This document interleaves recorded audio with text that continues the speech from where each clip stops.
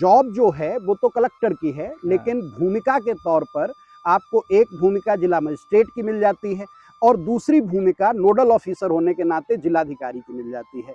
जब समाज में बदलाव हैं, जब पूरे अंतर्राष्ट्रीय जगत में बदलाव हैं, हम न्यू वर्ल्ड ऑर्डर में जा रहे हैं, तो यहाँ भी सिविल सर्विस के लिए सिलेबस में चेंजेस हुए। इसीलिए हम लोग कहते हैं कि मेंस में भी आपको पढ़ने पर विशेष सतर्कता बरतनी है कि क्वेश्चन पढ़ के आप ये समझ पाएं कि एग्जामिनर आपसे पूछना क्या चाहता है। सर, एक धारणा ये भी बनी हुई है कि सिविल सर्विस आईएएस आईपीएस की तैयारी के लिए प्रयागराज या दिल्ली जाना एक हावी रहता है दिमाग में। क्या बरेली में रहते हुए भी कोई अभ्यर्थी उस स्तर की तैयारी कर सकता है और कैसे? क्या सिविल सेवा का सपना सिर्फ बड़े शहरों की जागीर है? क्या बिना कोचिंग या बिना भारी भरकम फीस के भी बना जा सकता है आईएएस आईपीएस? क्या तैयारी की लंबी दौड़ में केवल किताबी ज्ञान ही काफ़ी है या इसके आगे भी कुछ और चाहिए होता है? आज हम पूछेंगे वो सवाल जो हर उस विद्यार्थी के मन में है जिसने सिविल सेवा का सपना देखा हुआ है। कड़ी मेहनत का तो कोई विकल्प नहीं है, लेकिन क्या बिना मार्गदर्शन के भी इस परीक्षा में पास हुआ जा सकता है?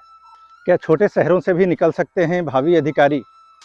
इन तमाम सवालों के उत्तर को समेटे आज हमारे साथ हैं सिविल सर्विस परीक्षा की तैयारी करवाने वाले और वर्षों का अनुभव साथ रखने वाले डॉक्टर केवी त्रिपाठी जी। आइए सफलता और संघर्ष के बीच की इस परत को हटाते हैं और समझते हैं सिविल सर्विस की तैयारी करने के टिप्स।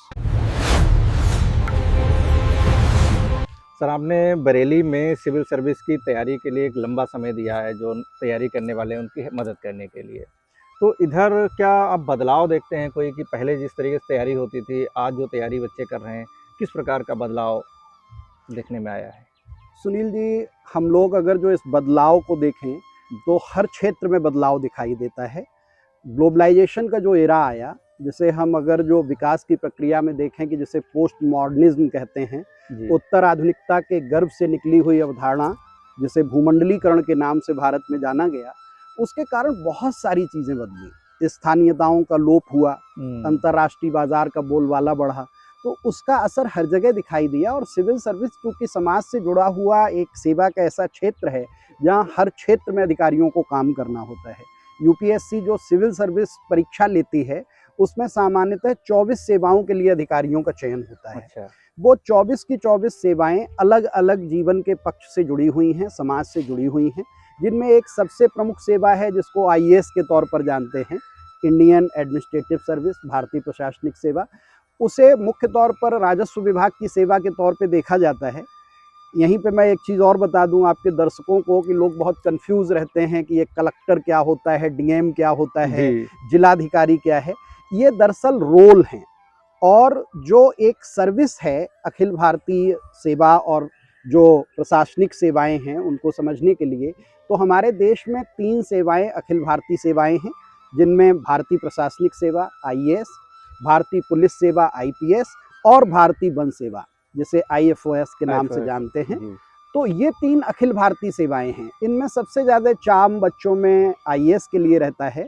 तो आईएएस की तैयारी के बाद जब आपका सिलेक्शन होता है, ट्रेनिंग होती है लवासना में, उसके बाद 2 साल का जो प्रोबेशन पीरियड है पूरा करके जब आप आते हैं फील्ड में, तो आपको मुख्य रूप से ज्वाइनिंग तो रेवेन्यू डिपार्टमेंट के अधिकारी के रूप में मिलती है, इसलिए मूल पद आपका कलेक्टर का होता है। फिर आप कलेक्टर होते हैं और रेवेन्यू कलेक्शन का काम करते हैं, इसलिए आपको एक मजिस्ट्रेट पावर दी जाती है। कहा तो ऐसे जाता है कि कार्यपालिका को वो न्यायपालिका द्वारा दी गई उधार ताकत है, जिसके कारण वो रेवेन्यू वसूलने में थोड़ा मजबूत हो जाता है। तो कलेक्टर का फिर एक नया रोल शुरू हो जाता है डिस्ट्रिक्ट मजिस्ट्रेट के रूप में। चूंकि वो कलेक्टर है, रेवेन्यू विभाग का है और उसके पास मजिस्ट्रेट पावर आ गई है जो काफ़ी मजबूत ताकत है, तो फिर उसको सभी जिले के जितने भी सरकारी विभाग होते हैं उनका नोडल ऑफिसर बना देते हैं।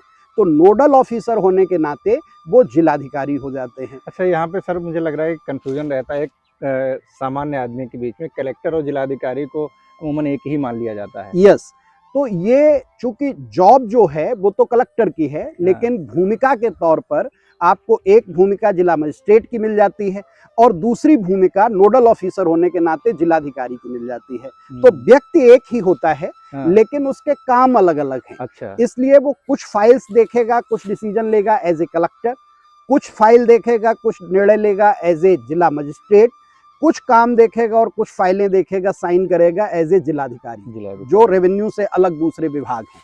तो ये एक पोस्ट पर रहते हुए अलग अलग रोल हैं, इसलिए समाज में इस पद को लेकर चार्म बहुत अधिक होता है। और सिविल सेवा चूंकि सीधे तौर पर सरकार की सेवा है और सरकार के कामों के क्रियान्वयन के लिए वो सेवा काम करती है, तो जब समाज में बदलाव हैं, जब पूरे अंतर्राष्ट्रीय जगत में बदलाव हैं, न्यू वर्ल्ड ऑर्डर में जा रहे हैं, तो यहाँ भी सिविल सर्विस के लिए सिलेबस में चेंजेस हुए। 2011 में बड़े चेंजेस हुए, फिर 2013 में चेंजेस हुए, साथ ही यूपीपीसीएस के एग्ज़ाम में अभी 2018 में चेंजेस हुए।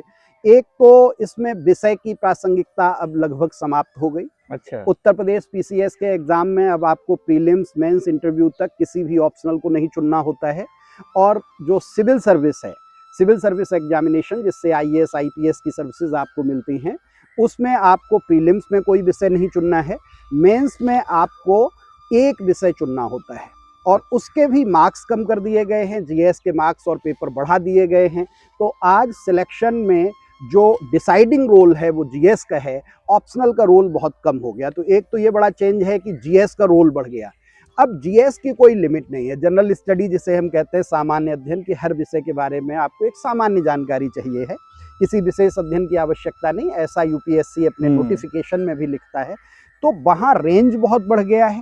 रेंज बढ़ जाने से वहाँ पर एक तरीके से कहा जाए कि जिससे लकी ड्रॉ कहते हैं या लक का चांस जिसे कहते हैं, उसका रोल थोड़ा बढ़ता हुआ दिखाई देता है। तो ऐसा भी हो रहा है। और हम चूँकि लंबे समय से पुराने पैटर्न पे जब बच्चे परीक्षा देते थे तब भी हम उनकी मदद करते थे, नए पैटर्न पे भी विद्यार्थियों के साथ मेहनत करते हैं, तो ये अंतर थोड़ा दिखाई देता है। और सतही ज्ञान की और सतही नॉलेज की थोड़ी सी मांग ज़्यादा बढ़ रही है, ऐसा लग रहा है। जो डेप्थ होती थी जब आप एक ऑप्शनल पढ़ते थे, सब्जेक्ट पढ़ते थे, उसमें डूबते थे, उसमें तत्व मीमांसा तक जाने की कोशिश करते थे, जिसे हम मेटाफिजिक्स कहते हैं, कि आप उसके अदृश्य पक्ष पर भी विचार करते थे, किसी विषय में इतना डूबना पड़ता था, वो अब थोड़ा सा कम, वहाँ पे ज़्यादा ध्यान नहीं देने की आवश्यकता है। अच्छा सर, सिविल सर्विस को लेकर एक बहुत बड़ा ऑरा रहा है हमेशा से हमारे समाज में, और आज तो हालांकि इतने ऑप्शन आ गए हैं तो इतना थोड़ा क्रेज कम हुआ है, बावजूद इसके लाखों विद्यार्थी जो हैं बैठते हैं, तैयारी कर रहे होते हैं, लेकिन जब रिजल्ट आता है तो बहुत कम सिलेक्टेड लोग आते हैं, तो कहते हैं जो लकी है वही आ रहा है। तो ऐसे में जब एक कोई नया अभ्यर्थी ये सपना लेकर आता है कि उसको सिविल करता है, तो कई बार उसके सामने एक भ्रम होता है। तो ऐसे नए विद्यार्थियों के लिए पहला कदम क्या होना चाहिए, कहाँ से उसको शुरुआत करनी चाहिए इसकी तैयारी की? आपने बड़ा लंबा प्रश्न पूछा है और इसमें कई सारी चीज़ें हैं, सभी को तो हम स्पष्ट नहीं कर पाएंगे। जो भी संक्षिप्त में कर सकते हैं। एक तो जैसे आपने कहा कि थोड़ा क्रेज़ घटा है, तो मैं इससे बहुत सहमत नहीं हूँ। दरअसल जो एप्लीकेंट हैं उनका नंबर लगातार बढ़ रहा है। अब 12 लाख से 14 लाख और 15 लाख तक बच्चे फॉर्म फिल करते हैं प्रीलिम्स का, और जो सीट्स रहती हैं वो अप्रॉक्स 1000 से कुछ कम रहती हैं। तो 12-15 लाख, हाँ, 12-15 लाख एप्लीकेंट होंगे और फाइनल रिजल्ट तक पहुँचते पहुँचते वो 1000 से कम पर सिमट जाएंगे। तो ये बड़ी ही एक चयन प्रक्रिया है, और इसलिए इसमें जैसा मैंने पहले भी कहा कि अब जीएस का रेशियो बढ़ गया है और थोड़ा सा लक का, लोग कहते हैं कि लक भी बड़ी भूमिका इसमें निभाता है, लेकिन फिर भी मैं सिविल सर्विस को दूसरे नज़रिए से देखता हूँ कि प्रीलिम्स की तैयारी पूरी तरह से आपकी मेहनत पर निर्भर है। अच्छा। ये 3 चरणों में परीक्षा होती है। यूपीएससी ने इस परीक्षा को बहुत अच्छे से डिज़ाइन किया है, और यूपीएससी आप जानते हैं कि संवैधानिक संस्था है, उसकी पूरी एक संरचना है। तो वहाँ पर एक परीक्षा जो प्रीलिम्स की है वो रीडिंग का एग्ज़ाम है, पढ़ने का एग्ज़ाम। आपने जितनी ज़्यादा रीडिंग की होगी उस एग्ज़ाम में आप उतना सहज रहेंगे, उतना अच्छा कर पाएंगे। दूसरे फेज़ का एग्ज़ाम है मेन एग्जामिनेशन, मुख्य परीक्षा, जिसे लिखित परीक्षा के रूप में जानते हैं। वहाँ पर आपको 9 पेपर्स लिखने होते हैं, सब्जेक्टिव होते हैं, तो वो लिखने का एग्ज़ाम है। और तीसरे चरण में जब आप जाते हैं तो वो साक्षात्कार का परीक्षण है, जो कि एक बोलने की परीक्षा है। तो आप जानते हैं हमारे मस्तिष्क के अलग अलग कोष्ठक अलग अलग तरह की अपनी भूमिका निभाते हैं। सोचने की भूमिका अलग है, लिखने की भूमिका अलग है, पढ़ने की भूमिका अलग है। तो विद्यार्थी के इस पूरे परीक्षण में गुजरने के दौरान उसके मस्तिष्क का हर तरह का अध्ययन यूपीएससी कर लेता है। तो प्रीलिम्स पूरी तरह से आपके पढ़ने पर निर्भर है। तो जो विद्यार्थी अपनी रीडिंग्स अच्छी करेगा, वो सफलता पाएगा। मेंस में जाने के बाद, चूंकि लिखित परीक्षा है, हर पेपर में 20 क्वेश्चन लिखने हैं, आप जो पढ़ के गए हैं उसी से 20 आ गए, तो थोड़ा चांस बढ़ जाता है, लक का हिस्सा बढ़ जाता है, लेकिन फिर भी आपकी मेहनत ही वहाँ काम आती है और वही मुख्य परीक्षा है। लिखने में आपकी अभिव्यक्ति कैसी है उसी से ये परीक्षा तय होती है, क्योंकि सिविल सेवक के तौर पर भी आपको अधिकतर फाइलें लिखनी होती हैं, उन पर नोटिंग करनी होती है, आपको पॉलिसी प्लानिंग करनी होती है, तो लिखने में आप ठीक हों।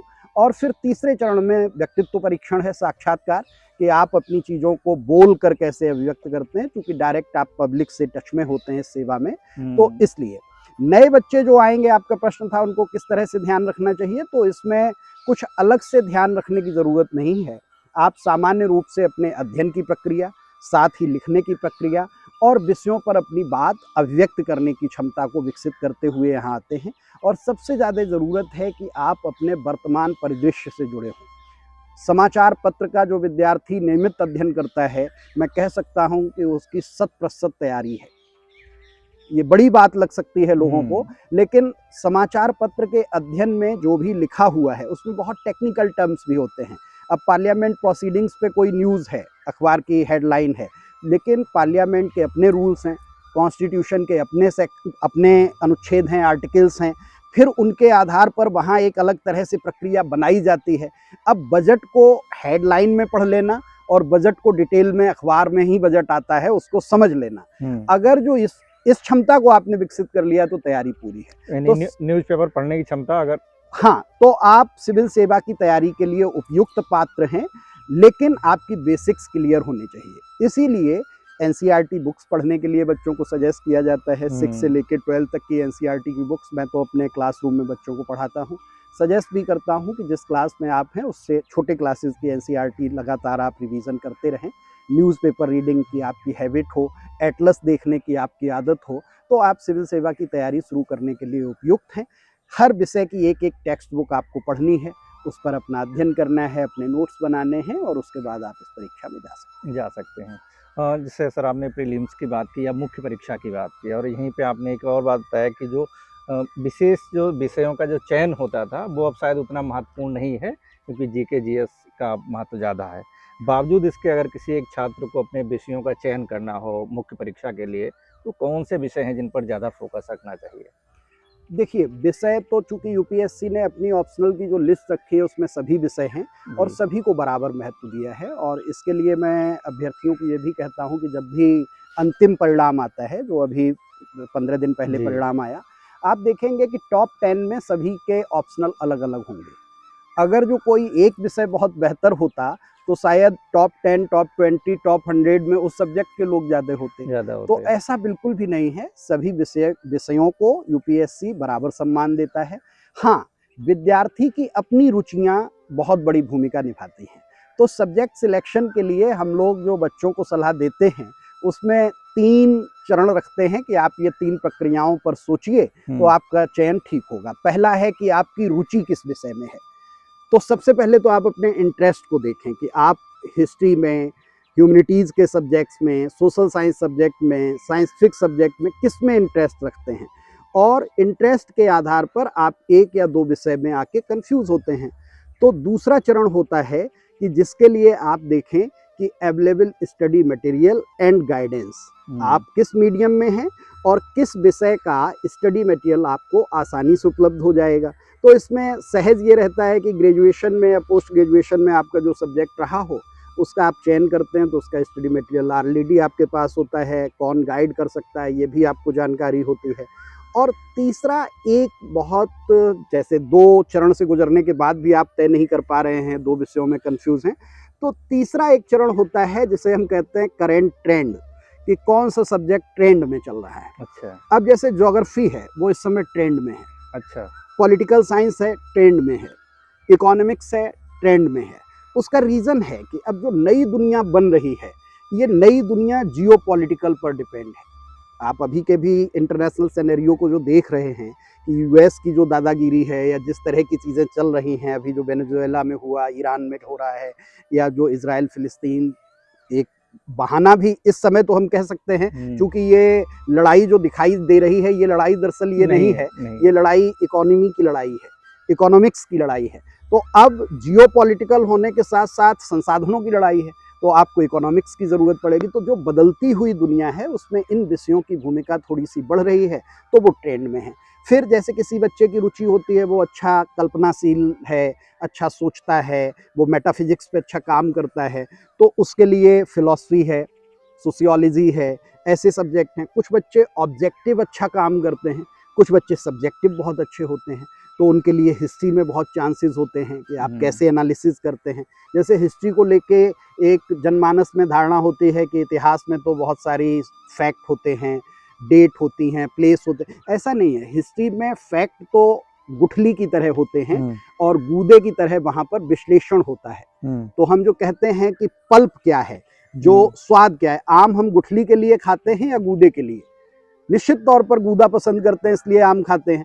तो गूदा जो है वो इतिहास में विश्लेषण है, और विश्लेषण किसी पर तो टिका होगा, तो वहाँ पर फैक्ट होते हैं, वो तथ्य होते हैं गुठली की तरह। लेकिन आम में हम गुठली कम चाहते हैं, गूदा ज़्यादा चाहते हैं। तो वैसे ही इतिहास में हमें तथ्यों का प्रयोग बहुत सामान्य रूप से करना होता है, असली भूमिका विश्लेषण की होती है। तो यदि कोई विद्यार्थी अच्छा विश्लेषण करता है तो इतिहास उसके लिए अच्छा विषय हो सकता है। साइंस बैकग्राउंड का है, फिजिक्स, केमिस्ट्री, मैथ, इसमें उसकी अच्छी कमांड है, तो वो फिजिक्स लेके, तो मैथ कई बार लेके भी उसकी बच्चे टॉप चॉइस करते पे हैं। भी है कि हाँ, वो तो पहला मैंने बिंदु कहा कि वो रुचि पर ही निर्भर है कि जिस विषय में आपकी रुचि है आप उसका चयन करिए। क्योंकि सर सिविल सर्विस जो है एक लंबी प्रक्रिया है, तो यहाँ पर कई बार मोटिवेशन फैक्टर से ज़्यादा कंसिस्टेंसी जो निरंतरता है वो ज़्यादा आवश्यक होती है। तो एक बच्चा जो है कैसे अपने आप को यहाँ पर स्टेबल बनाए रखे संघर्ष के दौरान, उसके लिए आपका अनुभव और आपके क्या संदेश? मैंने, सुनील जी, बहुत सारी पुस्तकों का अध्ययन किया है। जी मोटिवेशन एक ऐसा टर्म है जो बाजार में बहुत आसानी से बिकता है और बहुत अच्छे से बिकता है। जी किताबें भी जो मोटिवेशन पे बेस्ड हैं वो बेस्ट सेलर्स हैं। बहुत सारी स्पीचेस होती हैं, लोग इस एक्सपर्ट हैं मोटिवेशन के। लेकिन सिविल सर्विस में मुझे लगता है कि यहाँ एक ही मोटिवेशन काम आता है, वो है सेल्फ मोटिवेशन। आप मेकअप के सहारे यहाँ नहीं चल सकते। जैसे आपने कहा कि लंबी प्रक्रिया है, मैं बताऊं कि यही एक एग्ज़ाम है जो 365 दिन में अपनी साइकिल पूरी करता है। बच्चों से तो हम मजाक में कहते हैं कि यूपीएससी ने इस एग्ज़ाम को बुना ही ऐसे है कि वो देख ले कि आपका दिमाग सर्दी में कैसे काम करता है, गर्मी में कैसे करता है, बरसात में और बसंत में कैसे काम करता है। तो ये पूरे साल में एक बार एग्ज़ाम पूरा हो पाता है, और आपको 4 अटैम्प्ट पहले होते थे, अब जनरल कैटेगरी में 6 अटैम्प्ट हैं, 6 बार अटैम्प्ट देने को मिलेंगे। 6 साल तो अटैम्प्ट देने के ही आपके हैं। फिर जो सिलेबस है उसके पढ़ने का टाइम है। इतने टाइम तक आप मेकअप के सहारे नहीं चल सकते हैं। आपको अपनी त्वचा की मजबूती पैदा करनी पड़ेगी। और इसीलिए कहा जाता है कि सिविल सर्विस में सामान्य रूप से जिसे मिडिल क्लास कहते हैं, स्पेशली लोअर मिडिल क्लास, और कह दें सबाल्टन क्लास, तो वहाँ के बच्चे अधिक सफल होते हैं। यहाँ पर एलीट क्लास के बच्चों का रेशियो बहुत कम आपको दिखाई देगा, क्योंकि जो लेबर करने की क्षमता है, लंबे समय तक लगातार जो काम करना है, उसकी आपको मोटिवेशन ही तब बनेगा जब कहीं ना कहीं से आप किसी पीड़ा से पीड़ित होंगे। तो हमारे यहाँ हॉस्टल में हमारे सीनियर्स कहा करते थे इलाहाबाद विश्वविद्यालय में कि अगर जो आपके सीने में कोई दर्द नहीं है तो सिविल सर्विस पास करना आसान नहीं है। मैं एक बात और आपके दर्शकों को स्पष्ट कर दूं कि मैंने कभी ये परीक्षा नहीं दी है। मैं विशुद्ध रूप से इस परीक्षा का अध्यापक हूँ।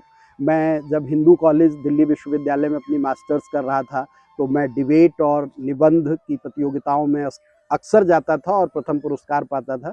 तो एक संस्थान है, एक बड़ा संगठन है आरएसएस से जुड़ा हुआ संकल्प, उन्होंने मुझे निबंध के क्लास के लिए आमंत्रित किया और उस समय मैं अपना परास्नातक कर रहा था और मैंने वहाँ क्लास लिया और वो बच्चे सब उम्र में मुझसे ज़्यादा थे, क्योंकि वो लोग प्री पास करके 21 साल के बाद प्री में आप अपीयर होते हैं, फिर वो मेंस दे रहे थे और मैं उस समय 20 साल का था। मैंने वो पहला क्लास लिया था और कुछ नीयत ऐसी थी कि उस दिन से आज तक मैं अध्यापक हूँ। फिर मैं अपीयरिंग जेआरएफ हो गया, यूनिवर्सिटी में पढ़ाया, तो जामिया मिलिया इस्लामिया में जब मैं पीएचडी करता था तो वहाँ मुझे जो क्लास दिए गए थे, रिसर्च स्कॉलर्स को अलॉट करते, तो हमें डिपार्टमेंट में दे के जो जामिया का रेजिडेंशियल सेंटर था जहाँ बच्चे सिविल सर्विस की तैयारी करते थे, वहीं के क्लास दिए गए। तो मैंने संकल्प, जो आरएसएस से जुड़ा हुआ संस्थान है, वहाँ मैंने क्लासेस लिए। फिर मैंने जामिया रेजिडेंशियल, जामिया मिलिया इस्लामिया के एक संस्थान है, वहाँ क्लासेस लिए और आज तक सिविल सर्विस के लिए बच्चों को पढ़ा रहा हूँ। तो 20 साल से अधिक हमारा अनुभव हो गया पढ़ाने का, तो इसमें तरह तरह के अनुभव आए हैं बच्चों के साथ। लेकिन ये बिल्कुल तय है कि सफल वही बच्चे होते हैं जिनका संकल्प बहुत मजबूत है, और वो संकल्प तभी मजबूत होता है, जो हॉस्टल वाली बात जो मैं बता रहा था, जहाँ से जोड़ा मैंने, कि अगर जो आपको लग गया कि हमारे पिताजी की बेइज्जती हुई है, अब मैं सिविल सर्विस में आऊंगा, तो वो जज्बा, कभी हमारी खुद की बेइज्जती हुई है, हमने कुछ दिन भूखे बिताए हैं, 12th फेल, हाँ 12th फेल वाला जो कॉन्सेप्ट है, वो कॉन्सेप्ट हर बच्चे के साथ होता है, तभी वो सफल होता है। नहीं तो लगातार 365 दिन तक पढ़ाई करना ये बहुत बोरिंग हो जाता है। और अक्सर लोग मुझसे कहते हैं कि लोग कहते हैं पढ़ना बहुत बोरिंग है, ऐसा क्यों है? मैं हमेशा देखता हूँ, और मैंने अपना जो अनुभव है उसके आधार पर मैं कह रहा हूँ कि हमारे गुरुदेव डॉक्टर रामेश्वर राय कहते थे, जीवन में पढ़ा हुआ कुछ भी बेकार नहीं जाता, लेकिन उसका लाभ आपको कब मिलेगा ये आपको पता नहीं। तो शिक्षा दरअसल जो आपको लाभ देती है वो अनिश्चित है, उसकी समय सीमा नहीं है, वो कब लाभ प्राप्त होगा। बाकी अन्य कामों में आपको तत्काल और लाभान दिखाई देता है। आपने मूवी देखी, आपको जो आनंद की प्राप्ति होगी वो तत्काल है, आपको पता मूवी देख के हमें अच्छा लगेगा, लेकिन यहाँ क्या होगा परिणाम और कब होगा ये नहीं पता। इसलिए यहाँ थोड़ा मोटिवेशन कमजोर होता है। लेकिन यदि आपके कोर में कहीं ना कहीं कोई कील ठुकी हुई है, तभी आप इसकी तैयारी कर सकते हैं। अभी आपने कहा सर, इस समय करीब 15 लाख अभ्यर्थी जो हैं वो सपने देखते हैं सिविल सर्विस में आने की, और चयन 1000 के आसपास होते हैं। तो ऐसे में देखा गया प्रीलिम्स तो बहुत सारे विद्यार्थी चयन हो जाते हैं, लेकिन मुख्य परीक्षा तक आते आते पिछड़ जाते हैं। तो एक आदर्श उत्तर लिखित परीक्षा में किस प्रकार का होना चाहिए? इसको भी थोड़ा स्पष्ट कर दें। जैसे आपने कहा कि 15 लाख से 1000 तक आने की प्रक्रिया, इसमें यूपीएससी का एक निश्चित प्रावधान है। एप्लीकेंट चाहे जितने भी हों, प्रीलिम्स के मार्क्स के बेस पर जितने भी पद हमारे होते हैं, माना कि हम मान लेते हैं कि 1000 पोस्ट हैं, तो जितने भी पद होंगे उसके 15 गुना बच्चों को हम प्रीलिम्स क्वालिफाई कराएंगे। अच्छा। ये बिल्कुल क्लियर क्राइटेरिया है। तो अगर जो हमारे पास 1000 पद हैं, तो 15 लाख एप्लीकेंट हों, चाहे 12 लाख हों, चाहे 10 लाख हों, चाहे 1 लाख हों, हम प्रीलिम्स में मेरिट से ऊपर से 15,000 बच्चों को प्री क्वालिफाई कराएंगे। बाकी बच्चों को प्री में सफलता नहीं मिलेगी और वो अगली साल की तैयारी करेंगे। तो 15,000, 15 गुना, जितने पद हैं उसके 15 गुना प्रीलिम्स पास करेंगे। वो प्रीलिम्स पास करने वाले 15,000 बच्चे मुख्य परीक्षा देंगे, और मुख्य परीक्षा का जो परिणाम बनेगा, और उसके सभी 7 पेपर के नंबर जोड़े जाते हैं, 2 पेपर क्वालिफाइंग होते हैं। उन 7 पेपर के नंबर जोड़ के हम मेरिट लिस्ट तैयार करते हैं, और जितने पद हैं, माना कि 1000 पद हैं, तो उसका 2.5 गुने से 3 गुने तक विद्यार्थियों को हम इंटरव्यू के लिए कॉल करते हैं। 2.5 से 3,000, 2.5 से 3,000, बिल्कुल सही आप कह रहे हैं। तो 1000 पदों पर फिर इंटरव्यू देने जाएंगे 2.5 से 3,000, और फिर फाइनल उसमें से मेरिट से ऊपर से जो सिलेक्शन आएंगे वो 1000, और 1000 में फिर 24 सर्विसेज हैं, तो उसमें फिर सर्विसेज बटेंगी। वो भी मेरिट से होता है कि आपकी रैंक कौन सी है और आपकी चॉइस कौन सी है। तो ऊपर रैंक में जो बच्चे रहते हैं अधिकतर आईएएस लेते हैं, उसके बाद आईपीएस, आईएफएस, फॉरेन सर्विस, उसके बाद रेवेन्यू सर्विस जिसमें इनकम टैक्स है, कस्टम है। तो इस तरह से फिर रेलवे की सर्विसेज हैं, और फिर कुछ बी क्लास सर्विसेज भी उसमें शामिल हैं। तो इस तरह से 1000 बच्चों में फिर वो 24 सर्विसेज डिवाइड हो जाती हैं। तो ये पूरी प्रक्रिया है। अब आपका दूसरा इसी में क्वेश्चन था कि आदर्श उत्तर लेखन कैसे करें। इसमें एक बड़ा चेंज आया कि 2013 से पहले की प्रक्रिया और 13 के बाद की जो प्रक्रिया है, पहले लॉन्ग आंसर्स लिखने होते थे, अब वो ट्रेंड चेंज हो गया है। यूपीएससी ने अपने सेगमेंट 2 हिस्सों में पेपर को बांट दिया है, section A, section B. Section A में आपको 250 वर्ड्स में आंसर लिखना है, और सेक्शन बी में जो क्वेश्चन है 10 क्वेश्चन, उनका 150 वर्ड्स में आंसर लिखना है। तो अब कोई भी क्वेश्चन 250 शब्दों से ज़्यादा आपको नहीं लिखना है। अच्छा। और 250 शब्दों की समय सीमा अधिकतम है। अब निबंध का पेपर छोड़ दें हम, तो निबंध में भी पहले 3 घंटे में एक ही निबंध लिखना होता था, अब 3 घंटे में 2 निबंध लिखने होते हैं, तो वहाँ भी शब्द सीमा घट गई। तो ये नया बदलाव हुआ है। अब आदर्श उत्तर लेखन के लिए बहुत ज़्यादा लेखन क्षमता विकसित करने की ज़रूरत नहीं है। अब चूंकि कम शब्दों में लिखना है, तो जो उस क्वेश्चन से सबसे महत्वपूर्ण बातें आपके दिमाग में आती हैं वो आप सबसे पहले उसमें आंसर में लिखें। एक पैटर्न है, वैसे तो पब्लिकली नहीं डिस्क्लोज करते हैं हम लोग, लेकिन जो मेंस की कॉपियाँ चेक होती हैं वहाँ पे जो एग्जामिनर्स बुलाए जाते हैं वो विश्वविद्यालयों के प्रोफेसर्स होते हैं, उनका पैनल होता है जो मुख्य परीक्षा कॉपियाँ जांचते हैं, तो उनको आदर्श उत्तर दिए जाते हैं कि जिसके आधार पर आप मार्किंग करेंगे। वो आदर्श उत्तर कोई लिखा हुआ पूरा उत्तर नहीं होता, बिंदुओं में उसमें कुछ पॉइंट्स होते हैं जी कि जैसे आपको एक आंसर के जो मॉडल आंसर है उसमें आपको 6 पॉइंट्स दे दिए गए। एग्जामिनर की भूमिका ये होती है कि वो बच्चे के आंसर में वही 6 पॉइंट सर्च करता है। अगर जो उसको 3 मिल गए तो 50% मार्क्स, अगर जो उसको 6 के 6 वो पॉइंट मिल गए तो 100% मार्क्स, और अगर जो उसको 1 पॉइंट मिला तो 1/6 मार्क्स। तो एक ये मोटा क्राइटेरिया होता है। तो इसलिए बच्चों को ध्यान ये रखना चाहिए कि क्वेश्चन में जो पूछा गया है, इसीलिए हम लोग कहते हैं कि मेंस में भी आपको पढ़ने पर विशेष सतर्कता बरतनी है कि क्वेश्चन पढ़ के आप ये समझ पाएं कि एग्जामिनर आपसे पूछना क्या चाहता है। जी अक्सर ये समाज में भी आप देखेंगे बड़ा हास्यास्पद होता है कि पूछा कुछ जा रहा है और बताया बताया कुछ और जा रहा है। उसको हम लोग कह देते हैं कि जो जिसको पता होगा वो वही बताएगा। लेकिन यहाँ पे हमें ये ध्यान रखना है कि हमें उन कीवर्ड्स को पढ़ने की कोशिश करनी चाहिए। तो मॉडल आंसर के लिए, या जो आपने कहा कि मुख्य परीक्षा में क्या ध्यान रखें, तो स्पेशली उस क्वेश्चन से कौन से मुख्य बिंदु निकलते हैं उन पर आप ध्यान दें। सर, एक धारणा ये भी बनी हुई है कि सिविल सर्विस आईएएस आईपीएस की तैयारी के लिए प्रयागराज या दिल्ली जाना एक हावी रहता है दिमाग में। क्या बरेली में रहते हुए भी कोई अभ्यर्थी उस स्तर की तैयारी कर सकता है और कैसे? अच्छा प्रश्न है आपका। ये हम जहाँ बैठे हैं वहाँ से हम इलाहाबाद दिल्ली को देखते हैं। इवन ये बातचीत तमिलनाडु में भी होती है, केरल में भी, हैदराबाद में भी, जम्मू कश्मीर में भी। बरेली के लिए तो प्रयागराज और दिल्ली बहुत करीब हैं, लेकिन वहाँ भी ऐसी बातें होती हैं। दरअसल इसको अगर जो देखा जाए तो पहले तो मैं एक चीज़ क्लियर कर दूँ कि सिलेक्शन के लिए क्या बुनियादी ज़रूरत है, तैयारी के लिए क्या बुनियादी ज़रूरत है। आपके सराउंडिंग में कोई भी ऐसा आदमी है जो ये जानता है कि सिविल सर्विस के लिए क्या पढ़ना है, कैसे पढ़ना है और क्या नहीं पढ़ना है, ये अगर जो किसी को जानकारी है तो आपको किसी कोचिंग की और किसी गाइडेंस की ज़रूरत नहीं है। लेकिन यदि आपके सराउंडिंग में परिवार में सीनियर जूनियर कोई ऐसा नहीं है तो आपकी वो कमी पूरी होती है कोचिंग में।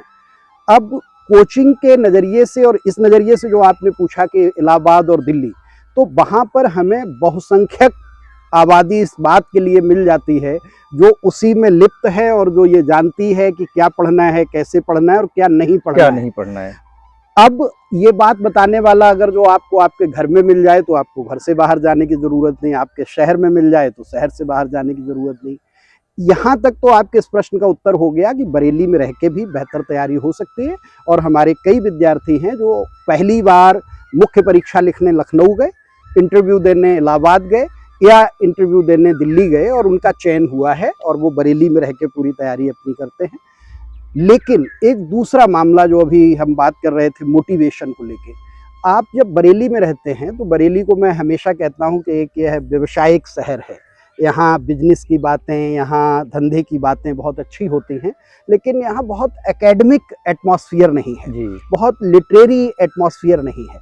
लेकिन जब बच्चा तैयारी करने अगर जो इलाहाबाद जाता है या दिल्ली जाता है, चाहे वो मुखर्जी नगर है, राजेंद्र नगर है, देरसराय है, तो वहाँ पर उसको एक बड़ी भीड़ मिलती है, लोग मिलते हैं, बच्चों का बहुत संख्या बल दिखता है। तो जो मोटिवेशन वाला नज़रिया है उस नज़रिए से कहा जाए तो बच्चे को वहाँ थोड़ी मदद मिलती है, उसको लगता है कि बड़ा कंपटीशन है और बहुत लोग हैं यहाँ। और यदि गाइडेंस की बात करें या सिलेक्शन की बात करें तो बरेली पर्याप्त है। एक प्लस पॉइंट ये होता है कि वहाँ उसी तरह के बच्चे और उसी तरह की बातों के बीच में उसको रहना होता है। अभी आपने सर पिछले प्रश्न में बात की न्यूज़पेपर्स की, तो अमूमन आजकल तो पढ़ने लिखने का माहौल ही ख़त्म हो रहा है, लेकिन अगर सिविल सर्विस के लिए आता है तो उसको पढ़ना ही पड़ेगा। तो न्यूज़पेपर्स को किस प्रकार से पढ़ना चाहिए? क्या केवल खबरें पढ़ लेना इनफ है या उसके नोट्स लेना या कोई और बेहतर ढंग है जिससे न्यूज़पेपर को देखा जाना चाहिए? एक तो सबसे पहले आपके इस प्रश्न का उत्तर देने से पहले इसी में छुपा हुआ एक प्रश्न है जी कि सिविल सेवा के लिए अक्सर कहा जाता है कि तैयारी करनी है जी। यहाँ पढ़ाई बहुत ज़रूरी नहीं है, तैयारी महत्वपूर्ण है। अब तैयारी क्या है? तैयारी यही है कि आपका व्यक्तित्व कैसा है। तो इस पूरी परीक्षा में हर प्रश्न में आप ये ध्यान रखें कि यह व्यक्तित्व के परीक्षण का पूरी प्रक्रिया बनाई गई है, यहाँ ज्ञान का बहुत परीक्षण नहीं है। अब आपका व्यक्तित्व का परीक्षण है और आपका व्यक्तित्व है किस तरह का। कुछ बच्चे होते हैं जिन्हें लिख के याद होता है, कुछ बच्चे होते हैं वो फर्स्ट रीडिंग में याद कर लेते हैं। तो आप अपने ट्रेट्स और एट्रीब्यूट्स को पहचानें, उसके हिसाब से आप डिसीजन लें तो बेहतर होगा। जो प्रश्न आपका मूल था कि न्यूज़पेपर को लेके, सबसे पहले तो आज घरों में और बच्चों में न्यूज़पेपर रीडिंग की हैबिट ही खत्म है, उसको बढ़ाया जाए। सुबह सुबह शहर का एक बड़ा परिवार है, वहाँ से फ़ोन आया था, मेरा बच्चा 9th में है, कह रहा मुझे सिविल सर्विस की तैयारी करनी है, क्या कराना है। हमने कहा 12th के एग्ज़ाम से पहले कुछ नहीं कराना है, बस न्यूज़पेपर रीडिंग की हैबिट डलवानी है। सर ये तो नहीं है, तो हमने कहा बस यही कराना है। और आज मैं बता रहा हूँ सिविल सेवा की तैयारी करने वाले 99% बच्चे न्यूज़पेपर रीडिंग नहीं करते हैं, वो यूट्यूब चैनल्स को फॉलो करते हैं जिसमें न्यूज़ को इकट्ठा करके दे दिया जाता है। लेकिन मैं बच्चों से हमेशा कहता हूं कि न्यूज़पेपर आपका प्राइमरी सोर्स है, आप प्राइमरी सोर्स पे जाएं, न कि किसी की एनालिसिस पे जाएं, क्योंकि वो सेकेंडरी सोर्स है या टर्सरी सोर्स है। आप प्राइमरी सोर्स पर फोकस करें। तो न्यूज़पेपर पढ़ने में बस ध्यान इतना रखना होता है, जो आपका प्रश्न था क्या ध्यान रखें, कि लोकल न्यूज़ पर बहुत टाइम खराब नहीं करना है। इसीलिए बच्चों को द हिंदू कहा जाता है, इंडियन एक्सप्रेस कहा जाता है, कि आप इंटरनेशनल न्यूज़ और नेशनल न्यूज़ पढ़ें। जो सिलेबस है उसमें लिखा हुआ है कि important current affairs national and international. तो इंटरनेशनल न्यूज़ आपको देखनी है, नेशनल न्यूज़ देखनी है, उसके बाद आपको इकोनॉमिक्स से रिलेटेड न्यूज़ देखनी है, साइंस से रिलेटेड न्यूज़ देखनी है, उसके बाद आपको स्पोर्ट्स से रिलेटेड न्यूज़ देखनी है। तो उसके हर पेपर में अलग अलग पेज होते हैं। तो आप national news, international news, sports, economy, science, tech, ऐसी न्यूज़ को ज़रूर देखें। अब साइंस में, इकोनॉमिक्स में तो कई चीज़ें ऐसी होंगी जो आपको पेन डाउन करनी पड़ेंगी, क्योंकि पहली बार न्यूज़ में अगर जो आप कोई टर्म पढ़ रहे हैं, टर्मिनोलॉजी है, कोई डेटा पढ़ रहे हैं, कोई फैक्ट है, कोई रेशियो है, कोई ट्रेड से रिलेटेड कोई बातचीत है, तो वो आपको नोट डाउन करनी पड़ेगी। नहीं तो न्यूज़पेपर जब आप रख देंगे तो उससे आप भूल जाएंगे। लेकिन स्पोर्ट्स से रिलेटेड है तो आपको जल्दी याद हो जाता है, कोई पॉलिटिकल न्यूज़ है तो आपको ईजिली याद हो जाती है, उसके लिए आपको पेन डाउन करने की ज़रूरत नहीं। तो ये स्टूडेंट पे डिपेंड करता है। लेकिन जब भी न्यूज़पेपर पढ़ने बैठे, और जो सिविल सर्विस की तैयारी करने वाला विद्यार्थी है, तो वो न्यूज़पेपर के साथ एटलस लेकर जरूर बैठे। अच्छा, जब भी कोई न्यूज़ आप पढ़ रहे हैं कि सीरिया में ऐसा हुआ, तो आप उसी समय एटलस में जाके सीरिया की जोग्राफिकल पोजीशन क्या है उसे देखें, किस कॉन्टिनेंट में है, क्या वहाँ का फिजिकल सिनेरियो है, क्या वहाँ का पॉलिटिकल सिनेरियो है, इंटरनेशनल बाउंड्री क्या है, वहाँ कौन सी नदियाँ हैं, कौन से पर्वत हैं, वहाँ की करेंसी क्या है, वहाँ की कैपिटल क्या है। तो जब एटलस साथ में रखते हैं, तो जब भी हम कोई खबर सुनते हैं तो वहाँ के बारे में हमारे मन में क्यूरियोसिटी होती है कि हम जाने वहाँ क्या है। ऐसी स्थिति में अगर जो हम उसी समय एटलस पे देखते हैं तो वो चीज़ें हमारे दिमाग में स्थायी हो जाती हैं। तो न्यूज़पेपर के साथ हमेशा एटलस होनी चाहिए और एक डायरी पेन, कि जो भी ऐसा डाटा है और कोई इन्फॉर्मेशन है जो एक बार में आपको याद नहीं हो रही, तो वो ज़रूर आप पेन डाउन कर लें। सर एक अंतिम प्रश्न और लेंगे कि जैसे कई बार बच्चे प्रीलिम्स क्वालिफाई हो जाते हैं, मेंस क्वालिफाई हो जाते हैं और अंतिम पड़ाव पर आते हैं साक्षात्कार पे। वहाँ से जब वो असफल होते हैं तो बड़े निराश होते हैं और कई बार फिर दुर्घटनाग्रस्त भी होते हैं, ऐसी खबरें आती हैं। तो साक्षात्कार के लिए जाते हुआ एक जो अभ्यर्थी है उसको किन बातों का मुख्य रूप से ध्यान रखना चाहिए? एक तो इसमें बड़ा भ्रम है कि जो सिलेक्शन का अंतिम चरण है वो साक्षात्कार है। अच्छा, दरअसल मुख्य परीक्षा के 7 पेपर और साक्षात्कार का 8वां पेपर आप मान लें, 8 पेपर के नंबर जोड़ के आपका रिजल्ट डिक्लेयर होता है। अगर जो किसी बच्चे ने मेंस में बहुत अच्छा किया है, वो टॉप पर है, साक्षात्कार उसका थोड़ा कमजोर भी रहता है तो भी सिलेक्शन होगा। आपका मेंस लास्ट कट ऑफ पे है और आपका साक्षात्कार एवरेज होता है, तब भी आपका सिलेक्शन नहीं होगा। अच्छा। तो मेंस के 7 पेपर के नंबर और उसी में इंटरव्यू के नंबर ऐड करके तब फाइनल रिजल्ट बनता है। तो पहले तो एक ये जो भ्रम है वो मैंने दूर करने की कोशिश की। दूसरा, साक्षात्कार का जो सिलेबस एक तरीके से कहें या जो इंस्ट्रक्शन नोटिफिकेशन यूपीएससी देता है, तो कहता है कि यह साक्षात्कार आपके व्यक्तित्व का परीक्षण है, जिसमें मुख्य रूप से आपके कुछ गुणों का परीक्षण किया जाएगा, जिसमें उसने क्लियर भी कर रखा है कि आपकी मानसिक सतर्कता क्या है, सामाजिक रुचियां कैसी हैं, आपकी एनालिसिस किस तरह की है, विश्लेषण क्षमता कैसी है, आप बैलेंस ऑफ जजमेंट कर पाते हैं कि नहीं, आप चीज़ों से कैसे अपने को निर्लिप्त करते हैं, जैसे इम्पर्सनल होना कहते हैं, वो गुण आपके अंदर है या नहीं, एम्पैथी है या नहीं है। तो ऐसे तमाम गुणों का परीक्षण है। तो साक्षात्कार की तैयारी के लिए अगर जो कहा जाए तो हमारे गुरुदेव जो कहते थे वही लाइन में कहूँगा कि वो कहते थे साक्षात आपके अभी तक के जीवन के अर्जित पाप और पुण्यों का संचित फल होता है। अच्छा। आपने अपने अतीत के जीवन में क्या पाप किए हैं, क्या पुण्य किए हैं, उनका संचित परिणाम साक्षात्कार में आएगा। आप अगर जो सभ्य भाषा में प्रतिदिन वार्तालाप करते हैं, जिस भाषा में हम और आप अभी बात कर रहे हैं, मेरी सामान्यतः यही भाषा है, कक्षा में भी यही है, घर में भी यही है, दोस्तों के बीच भी यही है। लेकिन अगर जो आपकी गुमटी की भाषा अलग है, ड्राइंग रूम की भाषा अलग है, बेडरूम की भाषा अलग है और क्लासरूम की भाषा अलग है, तो आप साक्षात्कार में उतना अच्छा नहीं कर पाएंगे, क्योंकि आपकी पर्सनैलिटी बहुत स्प्लिट जैसी है। आप जैसे रहते हैं, आप जैसे सोचते हैं, आप जैसे जीते हैं, आप यदि वैसे ही साक्षात्कार में हैं, इसको और सरल उदाहरण से कहें कि जैसे साक्षात्कार की तैयारी के नाम पर बहुत सारे संस्थान बच्चों का बहुत मेकअप कर देते हैं, ऐसा कर लो, ऐसा कर लो। लेकिन मेकअप करके अगर जो कोई विद्यार्थी जाता है साक्षात्कार देने, तो यूपीएससी का पैनल बहुत एक्सपीरियंस्ड होता है। वो एक चुल्लू भर पानी लेता है और बच्चे के चेहरे पे मारता है छपाक से। यदि आप मेकअप करके गए हैं, बहुत सारा फाउंडेशन लगा हुआ है, बहुत तरह के पाउडर क्रीम लगे हुए हैं, तो वो धब्बा धब्बा दिखेगा और बहुत गंदा लगेगा। लेकिन अगर जो आपकी त्वचा की मजबूती है, रियलिटी वही है, तो अगर जो एक छपाका पानी का लगेगा तो चमक और निखर के आ जाएगी। तो साक्षात्कार की तैयारी मेरे हिसाब से मेकअप नहीं होनी चाहिए, त्वचा की मजबूती होनी चाहिए। इसके लिए मैं विद्यार्थियों से कहता हूं कि जब आप तैयारी शुरू करें, उसी दिन से आप किसी एक ब्यूरोक्रेट को देख के आए। आप अपने जिले के कलेक्टर को आधे घंटे निहार के आए उसके कलेक्ट्रेट के ऑफिस में। वो कैसे कपड़े पहन के आया है, वो कैसे गाड़ी से उतरा है, वो लोगों से कैसे बात कर रहा है।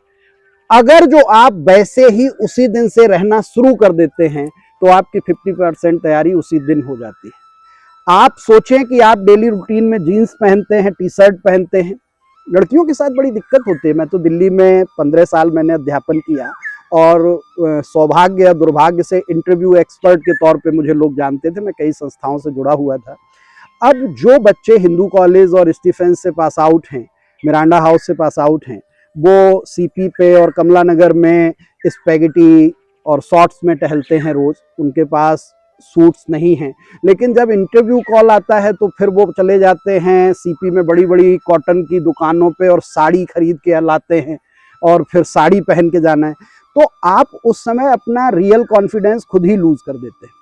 तो यदि आपने निर्णय लिया है कि आपको सिविल सर्विस देना है, तो आप उसी दिन सोचिए कि हम इंटरव्यू किन कपड़ों में देने जाएंगे, कैसे पहनना है, कैसे बोलना है। उसी दिन से आप वो काम शुरू कर, परीक्षा शुरू हो गई उसी दिन से आप वैसे। इसको एक बड़े अच्छे तरीके से समझाया गया, एक किताब है द सीक्रेट, बेस्ट सेलर है, कि आप जो बनना चाहते हैं, आप वैसे ही जिस दिन रहना सीख लेते हैं, आप आधी सफलता पा लेते हैं। तो आपको साक्षात्कार की तैयारी के लिए ज़रूरी है कि आपका जो पहनावा आप सिलेक्शन के बाद देखते हैं वो आप उस दिन से रखें। आप जो भाषा सिलेक्शन के बाद बोलना चाहते हैं वो तैयारी शुरू करने वाले दिन बोलें। आप जैसे व्यवहार सिलेक्शन के बाद लोगों से करना चाहते हैं, आप वो पहले दिन से शुरू करें। आपको कभी भी इंटरव्यू के लिए सोचना नहीं पड़ेगा। दूसरा, एक इंटरव्यू का पूरा फोकस ऐसे होता है कि बहुत वहाँ पढ़ाई पे बात नहीं होती, क्योंकि ऑलरेडी आप प्री पास करके आए हैं, मेंस पास करके आए हैं। वो आपसे जनरल बातचीत करते हैं। कभी किसी बच्चे को थोड़ा स्ट्रेस देते हैं, कभी किसी बच्चे को बहुत ज़्यादा इजी कर देते हैं। जैसे होता है ना कि बहुत इजी कर दिया, वो तो हवा में उड़ने लगा। कभी आपने कुछ गलत भी बोला तो बोर्ड आपको बहुत अप्रिसिएट करेगा, वेरी गुड, अरे वाह, ग्रेट, वेल डन। अब आपको लगा कि झूठ बोला और हमारा तो झूठ बहुत अच्छा चल गया और उन सब ने झूठ पकड़ लिया है। मैं हमेशा बच्चों से कहता हूं कि कभी इंटरव्यू में जाओ तो ब्लफ नहीं करना, क्योंकि अभी जैसे हमारे साथ शब्द हैं, अब ये कोई भी अपनी बात बताएं और इनको बिल्ली से डर लगता हो तो भी ये क्या कहेंगे कि बिल्ली मुझे मिली थी, मैंने पूंछ पकड़ी, घुमाया और उसको फेंक दिया। क्योंकि ये अपने मन का डर फेंक रहे हैं। लेकिन हम लोग इनको देख के बोलते हुए सुन रहे हैं कि ये झूठ बोल रहे हैं, लेकिन फिर भी हम कहेंगे अरे वाह बहुत बढ़िया, तुम्हें तो कैट से बिल्कुल डर नहीं लगता। ठीक यही स्थिति है कि जितना हमारे और शब्द के जीवन के अनुभव में अंतर है, उतना ही जो बच्चा इंटरव्यू देने गया है और बोर्ड में जो लोग बैठे हैं उनके जीवन में है। उन्होंने जीवन सामाजिक क्षेत्र में जिया है। आपको ये भी मैं बता दूं कि इंटरव्यू बोर्ड में कभी जगजीत सिंह जी हुआ करते थे। अभी भी आप बच्चे जाते हैं तो चौंक के लौटते हैं कि वहाँ हो सकता है स्पोर्ट्स की कोई बहुत बड़ी पर्सनैलिटी बैठी हो, म्यूजिक की कोई बड़ी पर्सनैलिटी बैठी हो, लिटरेचर की कोई बड़ी पर्सनैलिटी बैठी हो, सोशल सर्विस करने वाला कोई बैठा हो। अब आप कहें कि वो आईएएस के इंटरव्यू क्या लेंगे? भाई वो प्रतिदिन कम से कम लाखों लोगों से मिलते हैं, उन्होंने जीवन ही ऐसे लोगों के बीच बिताया है, वो तुम्हारे मुंह खोलते ही तुम्हारी सच्चाई भांप लेते हैं। तुम क्या कहना चाहते हो, क्या बताना चाहते हो? तो आप अगर जो वाकई त्वचा की मजबूती के साथ जाएंगे तो आपको कोई दिक्कत नहीं होगी। मेकअप करके जाएंगे तो समस्या रहेगी। सफलता सिर्फ मेरिट लिस्ट में नहीं, बल्कि आपके निरंतर प्रयासों और सही दिशा में छुपी होती है। अगर आपको यह मार्गदर्शन महत्वपूर्ण लगा हो तो इसे उन छात्रों के साथ साझा करें जो अपनी आंखों में सुनहरे भविष्य का सपना संजोए हुए हैं। और हाँ, अगर आपको ये बातचीत अच्छी लगी हो, हमारे प्रयास अच्छे लगे हों, तो इस चैनल को सब्सक्राइब जरूर करिए। उन लोगों को ज़रूर ये वीडियो भेजिए जिनको इसकी आवश्यकता है। अगले किसी और मुद्दे के साथ, अलग विषय के साथ दोबारा मिलेंगे प्रत्येक रविवार शाम 7:30 बजे।